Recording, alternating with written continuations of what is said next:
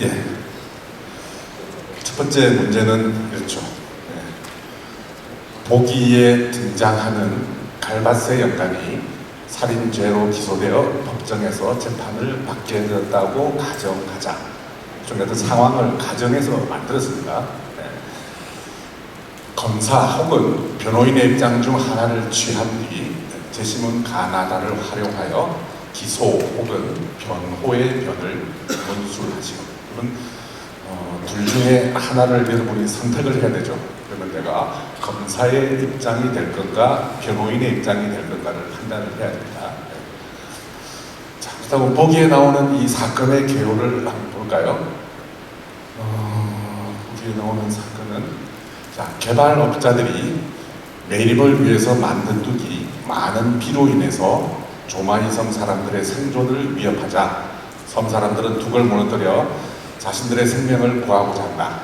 이 과정에서 개발업자의 앞잡이와 갈바스 영감이 서로 다투게 되는데, 이때 앞잡이들은 영감의 괭이를 빼앗아 물속에 던지고 온갖 욕설과 말도 안 되는 소리로 위협한다. 분노한 영감은 이들 중 한 사람을 물속에 처박아 살인죄로 기소된다. 네. 우리 현실에서도 어떤 재개발 현장에서 익히 볼 수 있는 어떤 그런 얘기죠. 김정한 선생의 모래톱 이야기라고 하는 문학 교과서에 실린 한 내용입니다. 자, 이 이야기의 포인트는 좀 이렇습니다. 제일 마지막 후반부에 있는데요. 정말 우리 조마이섬을 지키다시피 해온 영감인데 살인죄라니 웃자면 좋겠는기요.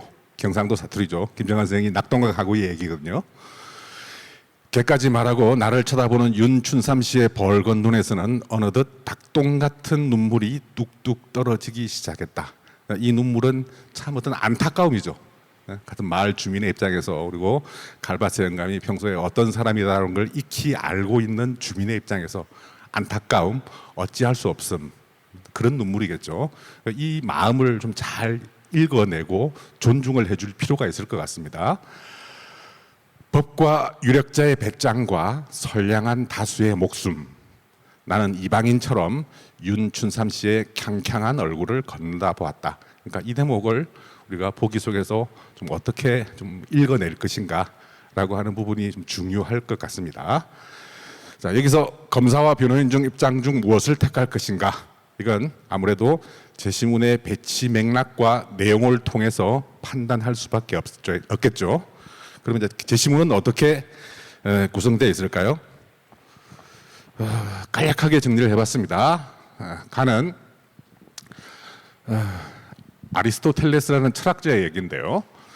당연히 노여워해야 할 일에 대해서 적절한 정도와 방식으로 노여워하는 것은 필요하다. 근데 이 적절에 대한 또는 적당함에 대한 판단은 관점에 따라서 달리 보일 수 있다. 적절이라는 것은 얼마든지 융통성 있게 판단이 가능한 거죠. 그럼에도 불구하고 중용적 태도가 바람직하다는 것은 명백하다. 그래서 여러분 철학 시간에 고대 그리스 철학을 보다 보면 소위 이제 고대 그리스적인 중용이 나오는 그 대목에서 나온 얘기입니다. 나는 분노는 사적인 성질이나 화와는 좀 다르다. 그것은 보다 공적이고 집단적인 성격을 지니는 감정으로 주로 내가 공평하지 못한 대우를 받을 때 일어난다. 이러한 집단적 분노는 사회적 변화를 이끄는 힘으로 작용한다 라고 하는 얘기고요. 다는 조금 결이 복잡하고 쉽지 않은 인용문입니다. 제시문입니다. 분노는 정의감이 손상될 때 발생한다. 이때 분노와 분노에 수반된 폭력은 정의를 바로잡는 유일한 방법이 된다. 사회적 약자 입장에서요.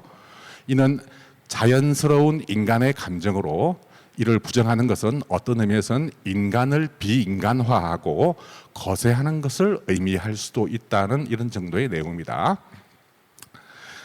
자, 이 세 개의 제시문을 볼 때 위의 제시문들은 대체로 갈바세 영감의 행위를 변호하기에 더 적합합니다. 주로. 저희들이 좀 의도적으로 이렇게 배치를 했겠죠. 예. 근데 그러면 대부분이 아마 여기서 변호인의 입장을 아마 선호했을 것 같아요. 제가 한번 여러분한테 나중에 다음 주부터 채점을 할 텐데 채점을 하다 보면 제 생각에 아마 10명 중에 8명 내지는 9명은 변호인을 택했을 것 같아요. 그게 여러모로 논리적으로 기술하기에 좋습니다. 예. 그렇다고 한다면 지금 우리 논술이라는 제도는 예를 들면 여러분이 어떤 학교에 지원을 하더라도 실제로 10명이 지원을 하면 거기서 1명 내지 2명을 뽑는 일종의 게임입니다. 예, 이런 제도인데 그렇다고 한다면 채점자들의 입장에서 볼 때 다 비슷한 어떤 형식과 견해를 가진 답안들을 늘 이렇게 몇백 장씩을 하다 보면 참 이게 뭐랄까 어떤 변별력을 기하기가 힘들어요. 그렇다고 했을 때 채점자들의 입장에서는 조금은 어떤 좀 눈에 띄는 조금은 모험적인 그런 답안이 있어도 참 좋겠다는 생각을 하는데 한편으로는 수험자들의 입장에서는 인생이 걸린 문제죠. 그러니까 참 그래서 대단히 보수적인 방향으로 이렇게 답안지를 쓰는 게 일반적인 패턴 같습니다. 거듭 말씀드리지만 10명 중에 1명 내지 2명을 선발하는 어떤 그런 제도다라고 하는 부분을 염두에 두신다면 그리고 여러분이 한 학교가 아니라 여러 학교에 이렇게 논술 제도 시험에 응한다고 한다면 그 가운데 전략적으로 한두 학교라도 조금은 과감한 전략도 필요하겠다라는 좀 그런 말씀을 좀 드리고 싶거든요. 만약에 저라면 검사 입장을 택하겠어요. 자, 그럼에도 불구하고 검사의 입장을 선택하는 과감함도 필요하다. 다만 이 경우 스스로 구성해야 하는 몫이 더 많아질 수밖에 없다. 왜냐하면 제시문 자체가 검사의 입장을 뒷받칠 만한 내용이 그렇게 썩 많지가 않습니다. 그래서 내가 기술을 하면서 나의 견해를 거기에 추가해야 되는 몫이 상당히 많아지겠죠. 채점자들의 입장에서는 그 내용이 훨씬 더 좋은 점수를 줄 수 있는 근거가 되겠죠. 일종의. 그러니까 일종의 1번 문제는 여러분을 시험에 들게 만드는 문제인데 이런 유형을 처음 만들어 봤거든요. 그래서 이런 유형도 재밌겠다라는 생각이 들고 또 의미가 있겠다라는 생각이 들고 그래서 이런 유형이 본고사에서 갈 수도 있고 가지 않을 수도 있고 그렇습니다. 자, 그러면 가능한 답안의 예를 제가 한번 구성을 해봤습니다. 제가 만약에 변호인인 경우에 쭉 한번 읽어가면서 얘기를 해봅시다.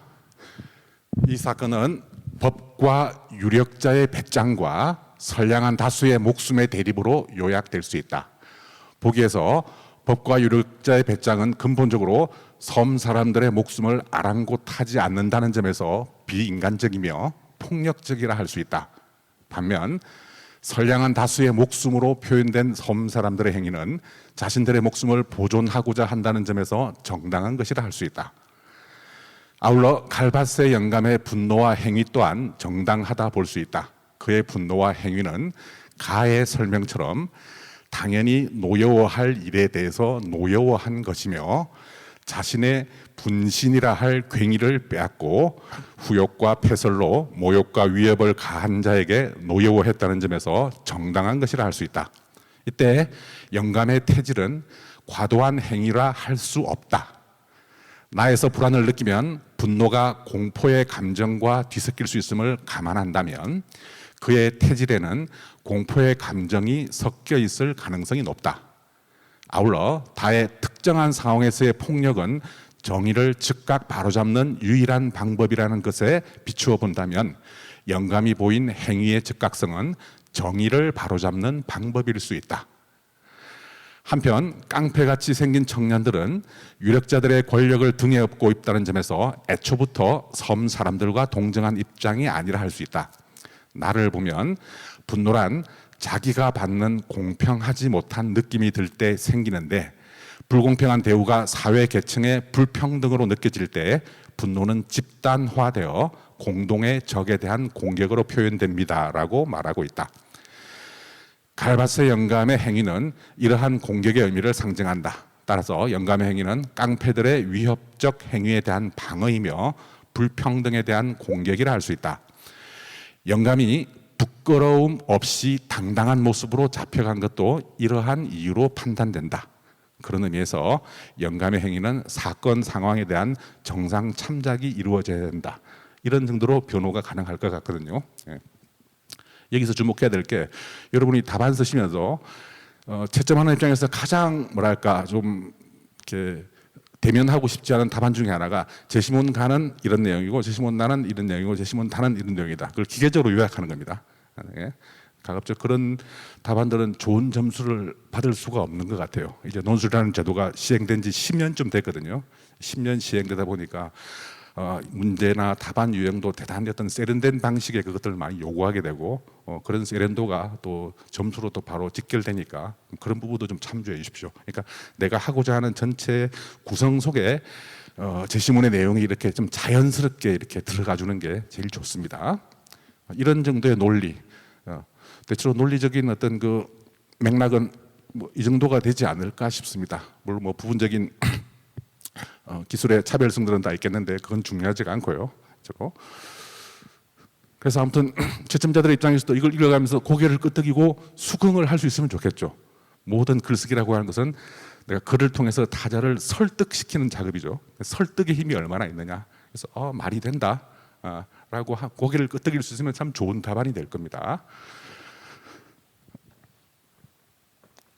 예, 그러면 거꾸로 죄를 주장하는 검사의 입장에 한번 서봅시다. 입장을 바꿔서 좀 단호해지겠죠. 예, 국가의 어떤 법의 수호자의 입장에서, 예, 뭐 검사 입장에서는 보다 아무래도 제시문의 근거가 희박하다 보니까 자의적으로 이렇게 구성을 할 수밖에 없고 그러다 보니까 나올 수 있는 가능한 답안의 유형이 아주 다양할 겁니다. 그럼에도 불구하고 몇 가지 공통적으로 들어갈 수 있는 점들은 있는 것 같아요. 한번 읽어가면서 봅시다. 이 재판의 핵심은 영감의 행위가 살인죄를 구성하는가 여부가 아니다. 정황상 살인이라는 행위는 명백하다. 다만 정상 참작의 가능성, 즉 그것이 정당방위에 해당하는지 여부가 문제가 될 뿐이다. 정당방위가 성립하려면 죽음을 당한 자가 피고에게 직접적인 살해 위협을 가하고 그에 대한 대응이 불가항력적이어야 하는데 목격자들이 진술하듯이 당시 피고는 직접적인 위협이 없었음에도 불구하고 분노를 추스르지 못하고 사람을 죽였다. 피고와 목격자들은 두 개의 붕괴 가능성을 마을의 존망과 결부짓는다. 둑을 허물고자 했던 이유다. 이것은 그들이 미래의 위험을 사전에 충분히 인지했다는 뜻이기도 하다. 그런데 이들은 이 예고된 위협에 대해 아무런 합법적 자구책을 구하지 않았다. 위력자와 개발업자들이 불법을 자행했다 해도 경찰 혹은 행정당국이 당면한 위험을 인지했을 경우 이를 외면했을 거라고 볼 아무런 근거가 없다. 피고의 걷잡을 수 없는 분노와 그것이 초래한 참사는 이성적 판단이 결여된 것이며 분노를 통제 가능한 범위 내에서 가두어 두지 못해 발생한 것이다. 자신과 타인의 방어를 목적으로 한 폭력은 정당화될 수 있다는 주장은 맞다. 그러나 죽은 자가 타인의 한 사람임을 잊어서는 안 된다. 그가 유력자의 하수인이라는 사실 자체가 피고의 죄를 희석시키는 것은 아니다. 피고의 죄가 정상 참작의 대상이 될 수 없는 또 다른 이유는 자신의 순간적인 분노로 법을 대치시키고자 했다는 점이다. 분노는 다스려질 때 이성에 의해 인도받을 때 커다란 힘을 발휘한다. 설령 둑을 허무는 것이 가장 현실적인 대안이었고 그래서 이를 저지하는 자를 가로막는 것이 어쩔 수 없는 선택이었다 하더라도 그를 죽일 필요까지는 없었다. 그를 힘으로 제압하는 것으로도 충분했을 것이기 때문이다. 물론 자본과 권력의 위세가 피고와 마을 사람들이 감당하기에 버거웠을 거라는 추정은 가능하다. 검사 입장에서도 얼마든지 이런 식의 인지상정의 어떤 그런 부분은 넣을 수 있죠. 더군다나 그것들이 법을 교묘하게 악용할 때 속수무책인 경우가 허다하다는 사실 역시 부정할 수 없다. 하지만 사람들이 매번 분노를 폭발시켜 저마다 폭력으로 맞선다면 그리고 이러한 폭력이 용인된다면 그것은 또 다른 무질서를 불러들일 뿐이다. 위력자와 개발업자의 탈법 행위는 별개의 사안으로 따로 조사해야 마땅하다. 이 사건에 정당방위를 적용하기에는 죄형 법정주의의 원칙이 너무 엄격하다. 이런 정도로 이렇게 기술이 가능할 것 같습니다. 이 답안 전체에서 보면 인용문의 내용이 크게 많이 들어가 있지 않죠. 따옴표 속에 들어가 있는 몇 개가 전부입니다. 그 나머지는 다 자신이 채워야 돼요. 그러니까 참 쉽지가 않겠죠. 그래서 만약에 잘 채웠을 경우 좀 더 좋은 점수를 받을 수 있는 여지가 있겠죠. 네, 그걸 말씀드리는 겁니다. 그리고 만약에 이 검사가 조금 더 단호한 사람이라면 국가 수호의 대리인을 자처하는 보다 엄숙한 어떤 그런 더 사고를 갖고 있는 사람이라면 이 대목에서 좀 더 진도를 나가가지고 갈바세 영감 자체만이 아니라 그 갈바세 영감의 살인 행위를 지켜보면서도 방관하고 있던 마을 주민들 전체까지를 같이 끌고 들어갈 수도 있습니다. 그런 논리도 얼마든지 가능하고요. 예, 그런 열려 있는 문제니까요. 그건 좀 한 번쯤 이렇게 좀 참조를 할 필요가 있을 것 같습니다. 대체로 이게 반드시 모범 답안은 아니고 이런 식의 논리 구성으로서 여러분의 자율적인 어떤 글쓰기 구성력 이것들을 좀 보고 싶다는 어떤 그런 좀 개방된 오픈된 형식의 저희도 시도적인 문제니까 아무튼 그런 식의 문제도 가능하구나. 이런 식의 딱딱하게 논리적 구성만을 요구하는 게 아니라 나 자신의 개인의 구성력이 아주 극대화된 그런 문제도 가능하구나라고 하는 방식 이걸 한번 저희들도 시험해보고 싶고 또 여러분들에게도 묻고 싶었던 뭐 그런 이번 모의고사의 어떤 그런 문제였습니다.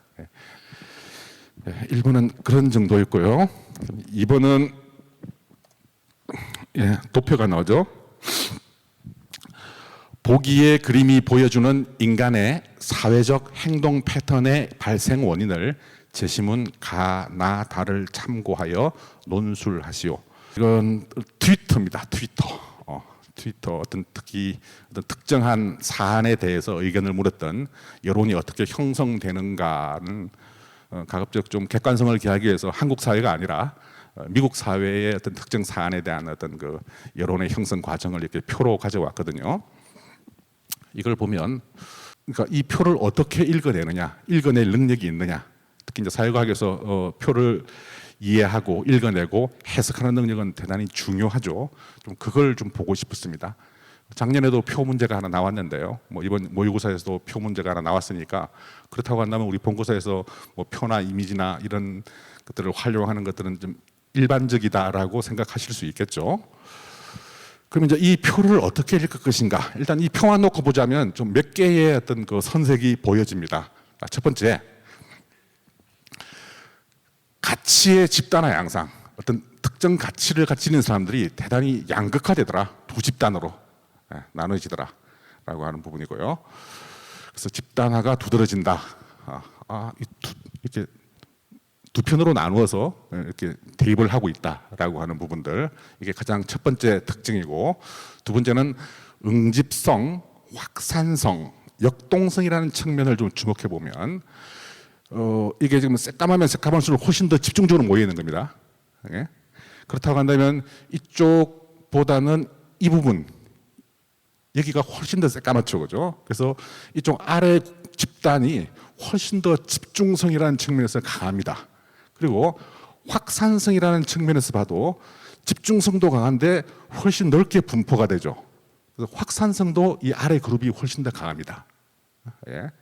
그리고 역동성, 얼마나 다이나믹하냐라고 하는 역동성이라는 관점에서 봐도 이 아래 그룹이 위 그룹보다는 훨씬 더 좌충우돌하고 훨씬 더 역동적이죠. 그래서 보면 대체적으로 우리가 알고 있는 기성의 개념을 이렇게 활용하자면 위쪽은 주로 우파적인 어떤 정치적 입장이고 아래쪽은 주로 좌파적인 정치적 입장입니다. 주로 트위터에서 이쪽은 주로 여당 지지자들, 이쪽은 야당 지지자들의 어떤 그 여론 형성이 이런 방식으로 트위터의 트윗과 리트윗의 어떤 그 공감의 그 그물을 만들어낸다는 거죠. 그리고 또 하나 하위 여론 주도 집단의 양상.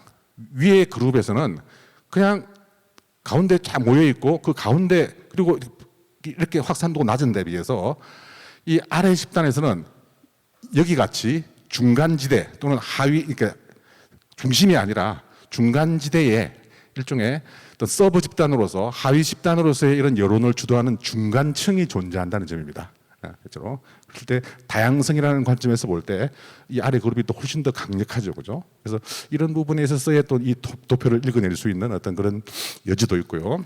마지막으로 두 집단의 중첩지대 입장이 다름에도 불구하고 분명히 겹치는 이 지역이 있죠. 그럼 이 지역을 어떻게, 이 대목을 어떻게 해석할 건가에 대한 또 생각이 또 가져야 될 겁니다. 이 표만 보자면 이렇게 최소한 4가지 정도의 관점에서 표를 해석할 수 있습니다. 그러니까 참 쉽지가 않습니다. 이 표만 분석하기에도. 그렇다고 한다면 지금 우리가 논술이라는 이 짧은 시간에 그것도 800자 내에 이 표를 전부를 해석하라고 하기에는 지나치게 폭력적이겠죠. 애초에 저희는 다 묻고 싶었는데 현실적으로 물을 수가 없더라고요. 그래서 이 가운데 그냥 가장 간단한 하나만, 한두 개만 물어보자. 주로 이렇게 가치가 왜 집단화되는가? 라고 하는, 이건 왜 그럴까? 라고 하는 이 정도 하나만 물어보자. 만약에 이게 1번으로 가서 천자 문제가 된다면 조금 더 복잡한 배치가 가능할 겁니다. 그래서 그런 정도의 문제입니다. 자, 그러면 역시 이것도 제시문을 분석해보고 판단을 해야 되겠죠. 첫 번째 늑대 이야기가 나오죠. 예. 자, 늑대 무리의 사례에서 알 수 있듯이 모든 존재는 무리를 짓는 경향이 있다. 예. 이는 동물뿐만 아니라 인간 세계에 공이 적용되는 일종의 본능이다. 이런 본능은 주류적 질서에 자신을 맞추려는 방향으로 작동하는데 이는 집단의 구성과 생존에 매우 중요하다. 심리학적 실험에 의하면 인간의 판단은 일단 어떤 경로가 가상적으로 설정되고 그것이 옳다는 확신이 들면 거기에 기계적으로 의존하려는 경향이 있다. 사회학적 용어로 경로 의존성이라는 단어가 있죠. 어떤 하나의 패스가 만들어지면 그냥 자동적으로 그냥 거기로 다 가려는 경향이 있다는 겁니다.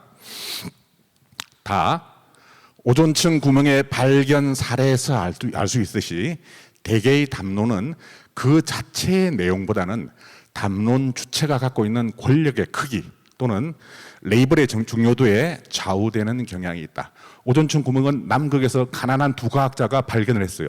아주 예전부터. 근데 누구도 그게 귀 기울이지 않았습니다. 근데 미국의 거대한 과학자 집단이, 나사 같은 과학자 집단이 그걸 발표했을 때 전부 다 인정을 했어요. 그럼 그 이전에 개인으로서의 힘없는 두 과학자가 그걸 훨씬 이전에 발표를 했는데 아무도 인정을 하지 않다가 어떤 미국의 어떤 그 국방성이라고 하는 힘을 가진 어떤 그 집단에서 그걸 발표했을 때 다 수긍을 하더라. 이건 도대체 어떻게 이해할 건가? 이런 문제겠죠. 그리고 사람의 인식이라는 것도 대개 그 방식이 논리화, 프로그램화, 모델화되면 논리의 바깥을 탐색하려는 노력이 좀처럼 쉽지 않게 된다. 이 대목은 이 나와 유사하죠. 그래서 위의 3가지 제시문들은 주로 집단 심리학과 인식의 경로 의존성 문제를 주로 거론하고 있습니다. 그렇다고 한다면 앞에 표에서 잠깐만요. 앞에 표에서 주로 가치가 집단화된다라고 하는 이 문제, 그죠? 주로 이 문제에 많이 걸리겠죠. 그게 다른 문제들은 워낙 또 다른 어떤 경로가 주어지지 않으면 설명하기가 참 힘듭니다. 아무튼 제시문 3개는 주로 첫 번째 어떤 그 문제에 대부분 다 걸리는 것으로 볼 수 있겠습니다.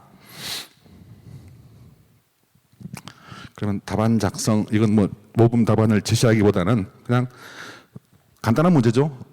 1번이 너무 좀 복잡하고 어려워서 2번은 조금은 가볍게 문제를 출제했습니다. 얼마든지 이 문제도 무겁게 낼 수 있는데 좀 그런 여러분의 심리적인 압박감 또는 난이도 또는 시간의 안배 이런 것들을 저희들이 이제 조정할 수밖에 없고요. 그래서 이 문제는 최대한 가볍게 조금은 부담 없이 이렇게 출제를 했습니다.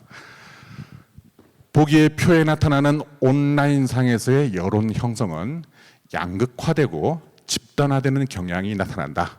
왜 이런 현상이 나타날까? 이런 물음을 이제 던지고 이제 답을 시작할 필요가 있겠죠. 그러면 가의 경우, 제시문 가의 경우에는 보면 이는 군집을 이루려는 존재의 본성에서 기인하는 측면이 있더라. 동물이든 인간이든 대체로 무리 속에 있으면 내가 편안함을 느끼더라. 그리고 동시에 주류로부터 배제되거나 이탈하고 싶지 않은 심리도 작동한다. 여러분이 교실에서 흔히 겪게 되는 소위 뭐 이즈메라고 하거나 왕따라고 하거나 이런 문제는 우리 학교의 문제가 아니라 인류가 태어나면서부터 어떤 공동체든지 갖는 기본적인 인류의 인간이라는 동물이 갖는 근본적인 속성입니다. 저로. 그래서 이제 아무튼 내가 주류에 있으면 편하더라. 그리고 비주류라고 우리가 생각하는 사람들을 바깥으로 배제하고 나면 우리 주류 내부의 결속력이 훨씬 더 공고해지고 강화되더라. 라고 하는 것이 일반적인 룰입니다. 그래서 이제 이 문제를 가지고 좀 끌고 올 수 있겠고요. 나와 다의 경우, 다의 후반부와 나 내용의 경우는 그리고 인간의 가치와 인식에도 어떤 방향이 논리적으로 경로화되어 있을 때 그것의 진위나 정당성 여부를 묻지 않고 그냥 무비판적으로 따르려는 경향이 있다라고 하는 부분들. 그리고 다의 경우에는 동시에 어떤 견해가 사회적으로 공인된 힘을 갖는 개인이나 집단에 의해 제기될 때 더 큰 전염력과 파급력을 갖기도 한다. 뭐 이 정도가 이건 대체로 여러분들이 쉽게 썼을 것 같아요. 이 정도는 다 썼을 것 같고요. 그래서 이 정도로는 차별성이 아마 잘 보이지 않을 겁니다. 그러면 이제 채점자들의 입장에서 또는 출제자들의 입장에서 조금은 보고 싶은 대목이 어떤 대목이냐 하면 이 문제에서 첫 번째 늑대 집단에 관한 보고서가 있죠, 그죠? 그래서 늑대는 어떤 집단에서 아침에 일어나가지고 같이 울부짖더라.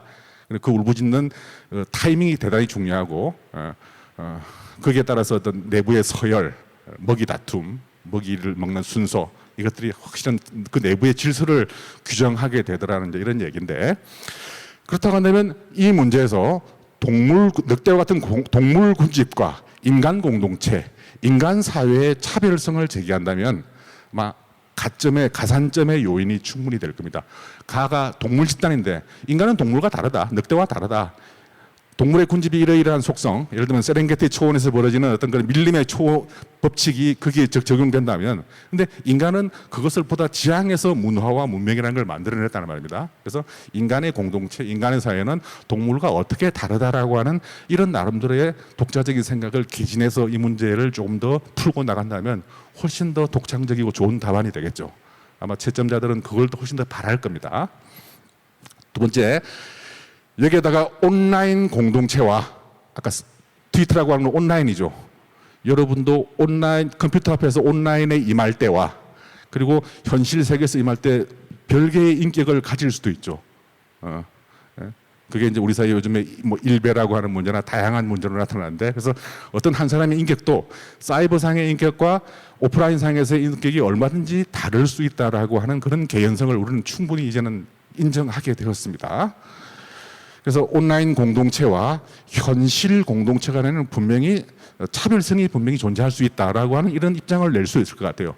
그러니까 트위터상에서는 이런 입장이 보이는데 현실사에서는 꼭 이렇지만은 않다. 그래서 거기에 대한 근거를 자신이 나름대로의 제기를 한다면 대단히 훌륭한 답안이 되겠죠. 그렇죠?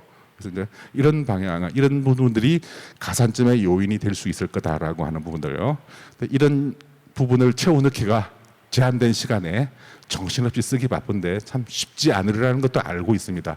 근데 또 누구는 쓰더라고요. 참 그게 참 어렵습니다. 대체로 이제 이런 정도로 두 문제를 좀 저희들이 물어봤고요. 마지막으로 또 총평을 하자면 좀 몇 가지 좀 팁을 좀 드리도록 하겠습니다. 모의고사는 연습이니까. 자, 문제 구성에 관해서 오늘 모의고사는 내용보다는 그냥 본고사를 위한 아웃라인 제시의 차원으로 그냥 이해해달라라고 하는 부분. 전체적으로 인문, 사회, 통합형 문제 1번, 2번이 다 인문계와 사회계열이 다 이렇게 어떻게 있습니다. 갈마들어 있고요. 이런 문제를 지향하지만 그럼에도 불구하고 대체로 문제 1번은 좀 더 인문학적인 성격이 강한 문제를 주로 배치합니다. 주로 이걸 천자로 좀 제일 큰 문제로 메인 문제로 배치를 하고요. 그리고 문제 2번은 주로 사회과학적인 성격이 강한 어떤 그런 문제를 제시합니다. 800자로요. 1번은 천자, 2번은 800자. 조금은 차이가 있습니다. 그리고 문제 1번처럼 어떤 상황을 가상적으로 설정해서 문제를 구성할 수 있다. 이런 상황이 있다고 가정하자. 여기에 대한 입장을 써봐라 라고 하는 검사, 판사 선택해봐라 라고 하는 이런 식의 문제도 가능하다라고 하는 부분. 그리고 문제 2번처럼 이미지나 도표를 활용할 수 있다. 뭐 이런 정도를, 이런 몇 가지 지점들을 좀 보아달라는 겁니다. 그 다음에 난이도에 관해서 다음 주부터 지금 여러분 쓴 답안지를 채점을 할 겁니다. 그러면 채점을 해보면서 좀 결과를 분석해서 이런 정도가 난이도가 어떨까? 저희 뭐 인문계 또는 경상계 또는 자연계 세 파트에서 공이 이렇게 좀 그 조율을 좀 하게 됩니다. 저희 뭐 숭실대학교 전체적인 문제 방향, 특히 뭐 인문계 방향은 좀 친근하고 좀 만만해 보이지만 좀 생각거리가 풍부한 그런 문제를 좀 만들고 싶다는 생각에 갖고 있습니다. 이러기 위해서 최선을 다하고 있는데 참 이게 몇 가지 친근하고 만만해 보이는 건 쉽죠. 그러면서도 생각거리가 풍부하다는 이 두 가지 상충된 요구를 한 문제에 이렇게 충족시키기는 참 쉽지가 않은 것 같습니다. 그럼에도 불구하고 아무튼 좀 여러분이 만족스럽게 쓰고 나왔다라는 좀 그런 포만감을 느끼는 만들자라고 하는 것들이 저희들 방향이 분명합니다. 그럼에도 불구하고 이것이 시험인 한해 있어 가지고 변별력이 필요하죠. 변별력이 필요합니다. 그래서 변별력 확보를 위해서 논리적 복선 하나는 꼭 그 안에 내실해 둡니다. 아무리 쉽게 보여도 이게 있지 않으면 변별력이 확보가 안 돼요. 그래서 이 복선은 문제 자체에 있을 수도 있고 아니면 특정 제시문 하나에 있을 수도 있습니다. 어떤 제시문 하나가 굉장히 좀 어렵다든가 해석이 까다롭다든가 이 제시문을 어떻게 해석하냐에 따라 가지고 답안 내용이 달라진다든가 되게 거기에 따라서 이게 전체적인 점수가 이렇게 분포가 될 수 있도록 배치를 하고 있으니까 그래서 아무튼 논리적 복선 하나는 내실에 둔다. 그래서 복선이 무엇일까? 문제를 봤을 때 딱 보고 이 정도가 복선이겠구나를 캐치가 된다면 간파가 된다면 참 좋은 답안을 쓸 수 있겠죠. 교과서 연계 정도에 관해서 가급적 교과서 내용을 포함하려고 노력합니다. 교과서 외에 생각거리를 제공하는 논술이라는 제도, 인문학의 힘이라고 하는 게 결국은 묻는 힘, 질문하는 힘인데, 그죠? 그걸 위해서 부득이하게 바깥의 제시문을 끌고 올 수밖에 없는데 그럼에도 불구하고 교과서 내에서의 어떤 그런 균형을 맞출 수밖에 없습니다.